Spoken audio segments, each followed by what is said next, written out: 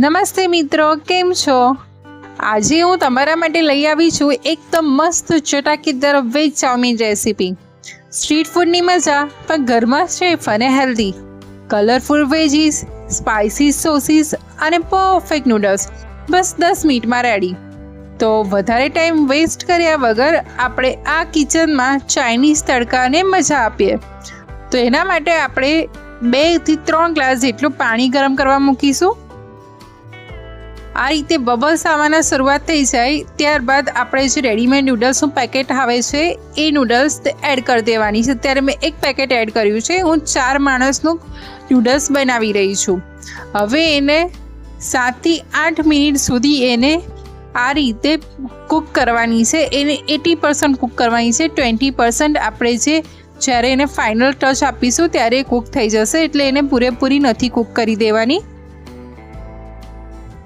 Friends, તમે જોઈ શકો છો કે 7 થી 8 મિનિટ બાદ આપણી નૂડલ્સ એકદમ સરસ ખીલી બી ગઈ છે અને દરેક નૂડલ્સ છૂટી બી થઈ ગઈ છે.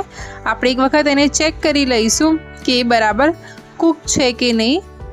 જો બરાબર કૂક થઈ ગઈ હોય તો આપણે એને આ રીતે કોઈ બી કાણાવાળું વાસણ હોય કે સ્ટ્રેનર હોય એમાં લઈ લઈશું.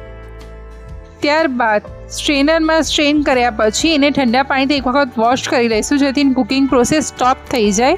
અને ત્યારબાદ એને એક બાઉલમાં આ રીતે લઈ લઈશું.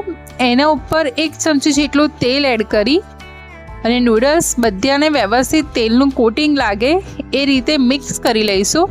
આ પ્રોસેસ કરવાથી આપણી નૂડલ્સ એકબીજા જોડે ચોંટશે નહીં અને જ્યારે બી બનાવીશું ત્યારે રેસ્ટોરન્ટ સ્ટાઇલ ખીલેલી નૂડલ્સ રહેશે. હવે એનો ક્વિક સોસ બનાવવા માટે એક બાઉલમાં 1 ચમચી શીઝવન સોસ લઈશું, 1 ચમચી જેટલો ગ્રીન ચીલી સોસ લઈશું, 1 ચમચી જેટલો રેડ ચીલી સોસ લઈશું, 1/2 ચમચી જેટલો સોયા સોસ એડ કરીશું.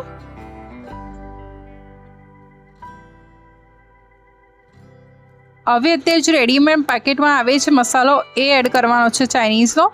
તમને સ્વીટ ગમતું હોય તો તમે આ સ્ટેજ પર આમાં 2 ચમચી જેટલો કેચઅપ એડ કરી શકો છો. અને ત્યારબાદ આ બધી વસ્તુને મિક્સ કરી લેવાની છે.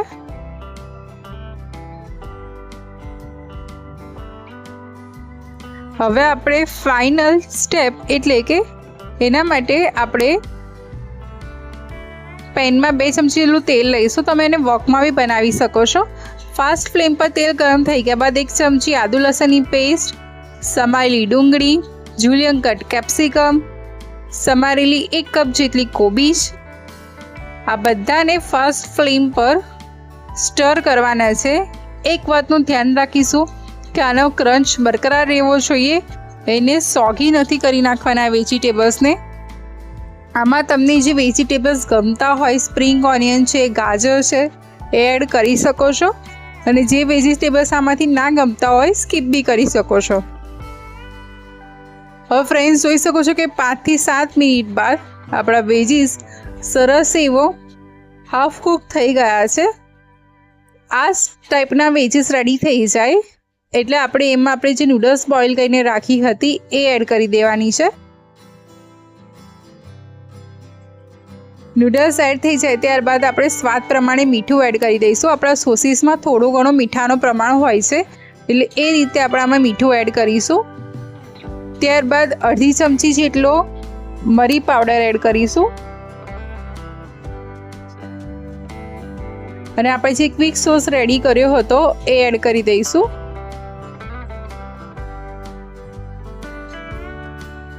હવે ફ્રેન્ડ્સ આપણે એને આ રીતે મિક્સ કરીશું. આ રીતે મિક્સ કરવાથી આપણી નૂડલ્સ તૂટી નહીં જાય અને રેસ્ટોરન્ટ જેમ આખી અને ખીલેલી રહેશે. તો ઘરમાં આજીના મોટા અને વિનેગર વગર આપણે હેલ્ધી એવી વેજ ચાઉમીન બનાવીને રેડી કરી લીધી છે. એને ગરમા ગરમ એન્જોય કરીશું. ગેસ્ટ આવે ત્યારે, કિડ્સને ઇન્ડો ચાઇનીઝનો ક્રેવિંગ થાય ત્યારે કે ટિફિનમાં આપવાની હોય. આ રેસીપી તો હિટ જ છે. તો તમારા ઘરે ચોક્કસથી આ વેજ ચાઉમીનની રેસીપી બનાવજો. કેવી લાગી મને કોમેન્ટમાં જણાવજો. આવી બીજી ટેસ્ટી રેસીપી સાથે ફરી મળીશ. Bye, good bye.